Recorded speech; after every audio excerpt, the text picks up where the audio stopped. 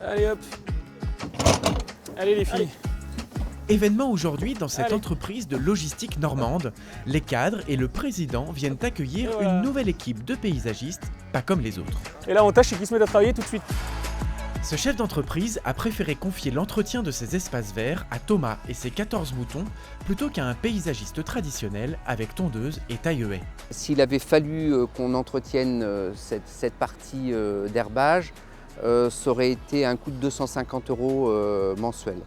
Et aujourd'hui, c'est un coût complètement à l'équité, donc ça permet d'être un peu plus écolo dans notre façon de voir les choses au niveau de l'entreprise. Le choix des animaux est particulièrement précis. Pour cette parcelle de 2 hectares, Thomas a sélectionné une race ancienne qu'on appelle l'Ande de Bretagne. En fait, elle présente l'avantage d'être très rustique.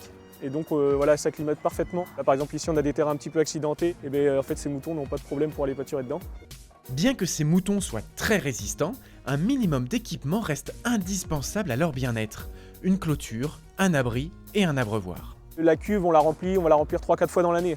Et en fait, quand le mouton est à l'herbe toute l'année, il faut savoir que dans l'herbe, il y a plus de 90% d'eau, donc il ne boit pas énormément.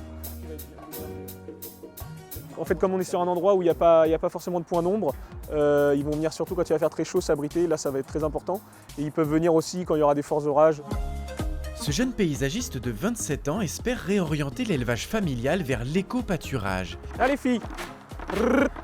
avec 2 objectifs, réduire l'action polluante des machines et démarrer un cycle vertueux. Parce qu'on va plus avoir une tonte homogène où tout va être coupé au même moment. Là, les bêtes, en fait, au fur et à mesure de la saison, vont manger telle plante, après une autre plante.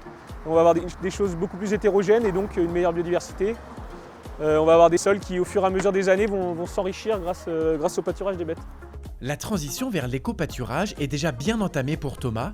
Il compte 350 animaux déjà au travail sur 40 hectares.